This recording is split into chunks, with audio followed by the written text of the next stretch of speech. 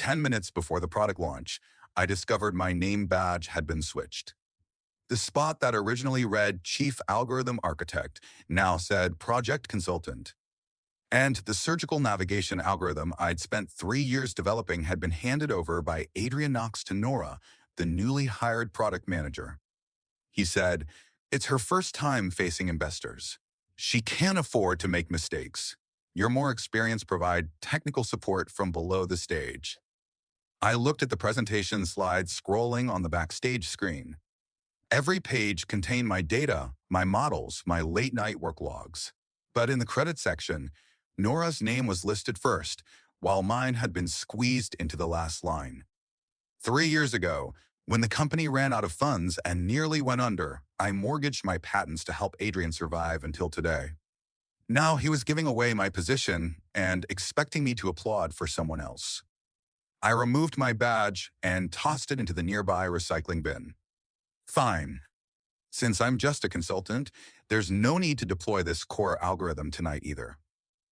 Adrian's expression changed first. He reached out to grab my wrist, his voice low. "Lena, don't make a scene right now." The backstage area was separated from the venue by a black curtain. Outside, the host's voice was already warming up the crowd. Investors, hospital representatives, media all seated in the audience. The promotional slide was still displayed on screen. Nova Medical's first AI surgical navigation system official launch. The technical lead listed in the bottom right corner was Nora. I pulled away from his hand and removed the ID badge from around my neck. "I'm the one making a scene?" Adrian frowned. "It's just a temporary adjustment to the program. Nora handles product presentation, you handle technical support. Different divisions of labor, that's all." Nora stood behind him, still clutching my laser pointer. She took half a step forward, her eyes reddening right on cue. "Lena, please don't misunderstand. Mr. Knox is just worried I'll be nervous on stage for the first time. He's not really trying to take your work." "My work?" I looked at the remote control in her hand, then at the Chief Product Officer badge on her chest.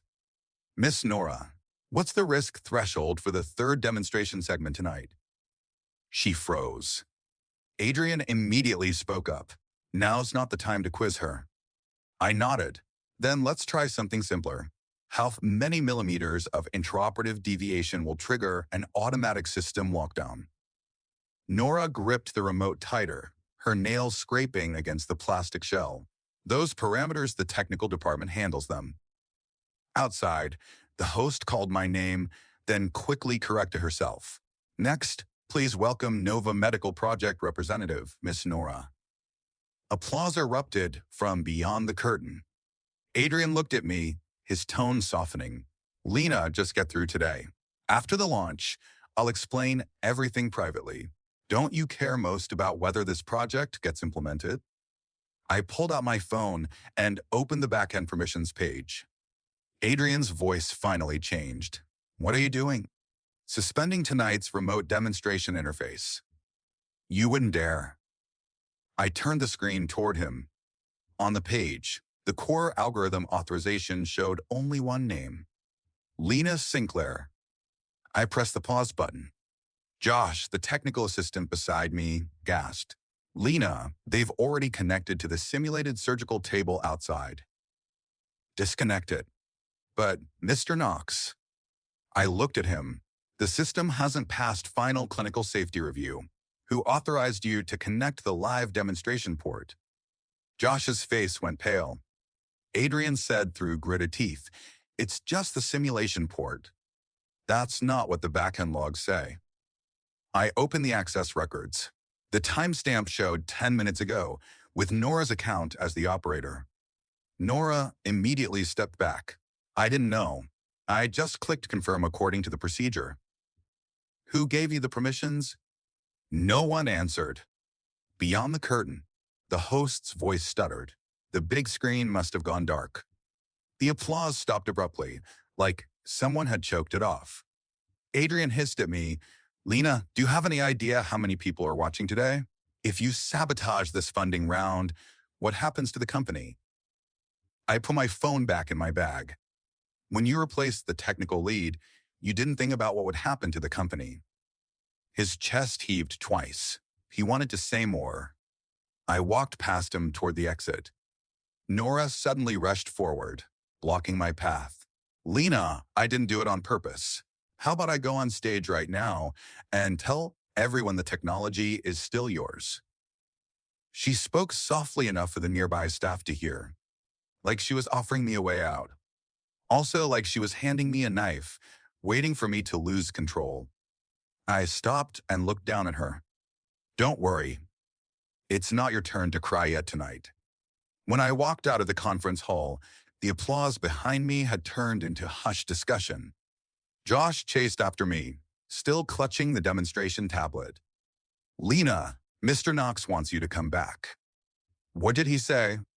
He said if you come back now, he can publicly add a technical acknowledgement. I didn't slow down.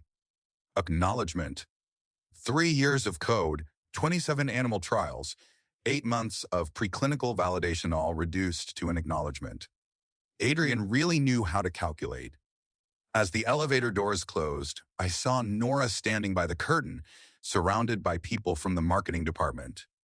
She had her head down, shoulders shaking, like she'd suffered some terrible injustice. Josh lowered his voice. Lena, everyone actually knows you built the system. What good does knowing do? I pressed the button for the 12th floor. Credits don't change themselves, and permissions don't automatically migrate to other people's accounts. The 12th floor housed the technical department. The launch had pulled away most of the staff, leaving the office area eerily empty except for the sound of server cooling fans. My workstation light was still on. On the desk sat the cold coffee Nora had brought me at 5 that afternoon. She'd said, Lena, you'll be so busy tonight. I got you a sugar-free latte. I hadn't touched that coffee. I opened my computer directly. The admin backend showed 2 anomaly alerts. One was for temporary elevation of demonstration port privileges. One was for modification of publication credits. Both timestamped at 6:42 p.m. I opened the records. Applicant, Nora. Approver, Adrian Knox. Josh stood beside me, his face growing increasingly grim. Lena, she shouldn't have been able to access that permission level. Of course she couldn't. I scrolled down. Unless someone temporarily added her to the core project team. At the bottom of the page was an inconspicuous gray log entry. Core project member change. Nora added. Lena Sinclair's presentation privileges removed. Operation source. Adrian Knox's CEO account. I took screenshots, exported the logs, and packed them into an encrypted folder. My phone vibrated. Adrian sent a voice message. I played it on speaker. His voice was laced with anger. Lena, are you satisfied now? Several investors have already left. With this stunt you pulled, you're not just embarrassing Miuri driving the company into the ground. I replied with 2 words. Check your inbox. 10 seconds later, he called. What do you mean? I just sent you tonight's backend logs. If you can't understand them, I can have legal translate for you. I looked at the member change record on screen. The system hasn't passed final review, yet you let a non-technical lead access the live demonstration port. At best, it's a management incident. At worst, it's compliance fraud. The line went quiet. After several seconds, he finally spoke. Nora doesn't understand these things. I told her to follow procedure. That response made me pause. He defended her too quickly. I switched back to the data repository and opened the project filing folder. The original patent package was missing the earliest version of the algorithm documentation. In its place was a new file. Creator, Nora. Creation date, 3 days ago.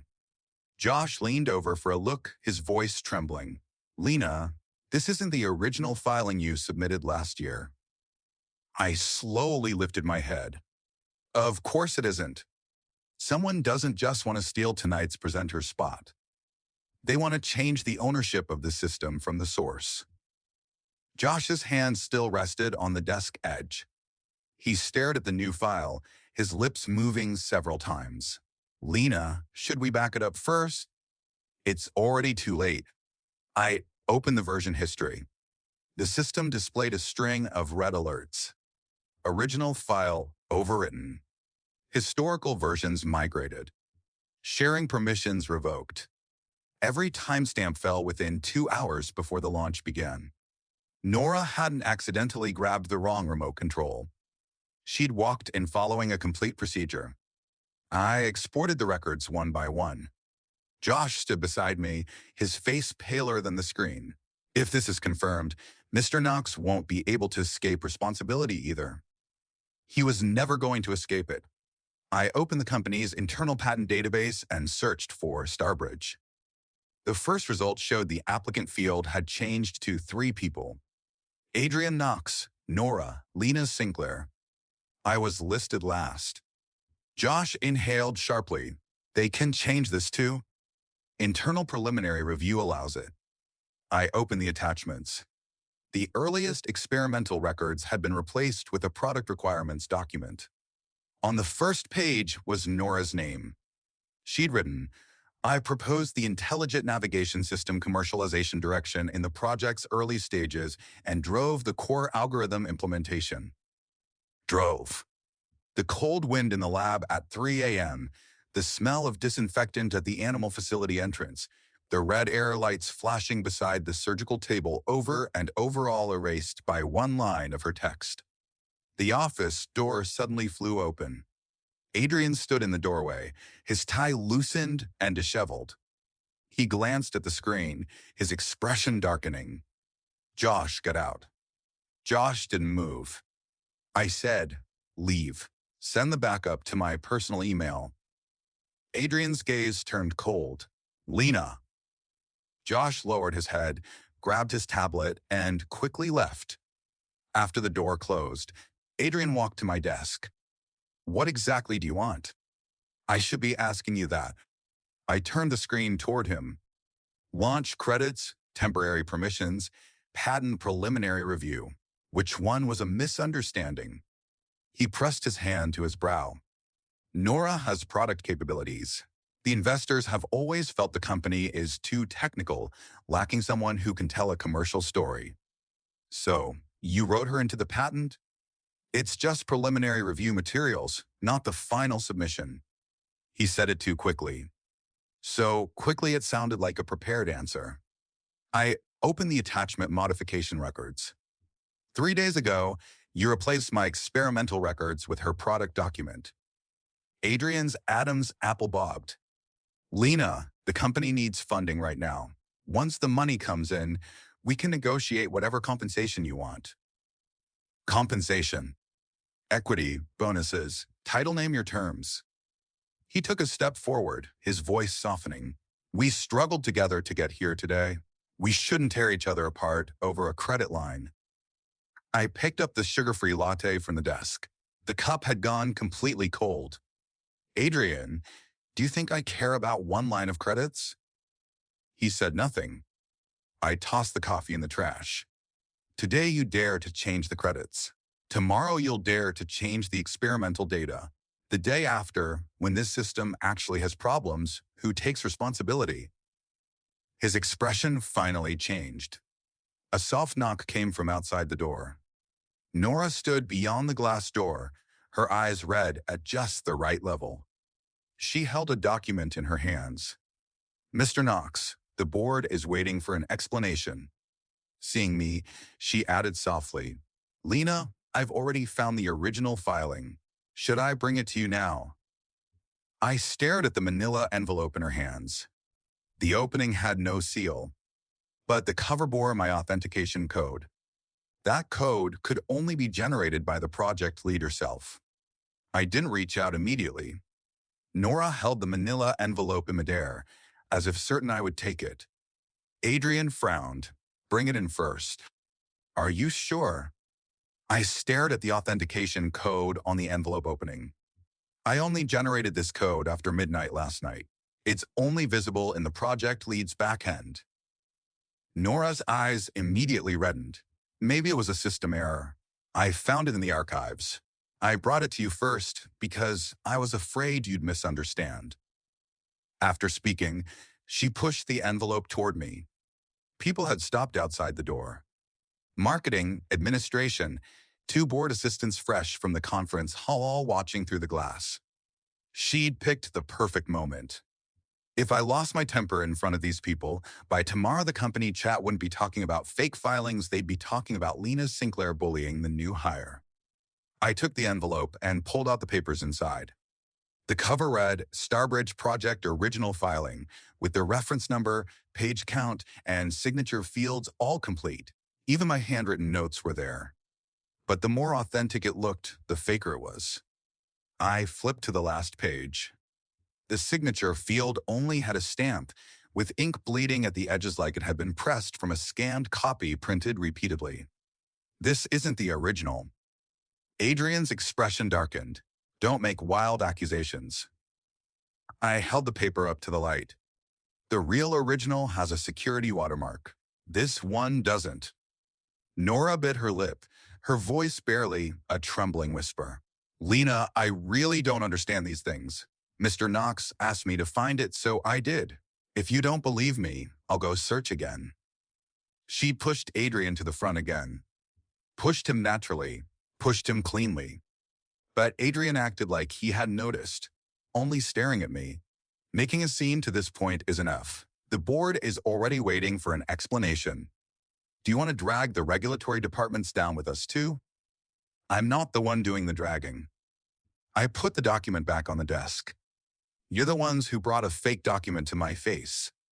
He lowered his voice. Lena, you've already sabotaged half the funding round. If we keep investigating, the company's credibility will be completely destroyed. Then let it be destroyed. I looked at him. Before a medical system enters the operating room, credibility should pass under the knife first. His expression finally changed. I opened my phone and called the financial audit department, pressing speakerphone. They answered quickly. Lena? Cross-check the permission changes, preliminary review replacements, and filing anomalies.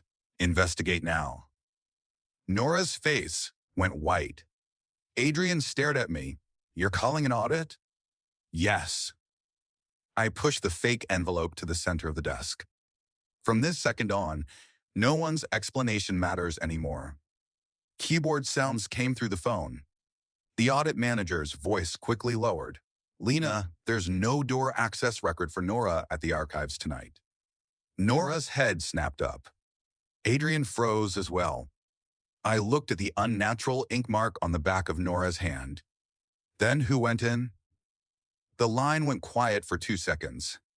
The audit manager said, at 1942, the sealed file cabinet was opened. The card swipe wasn't Nora. I tightened my grip on the phone. The next second, a door access screenshot appeared on my screen.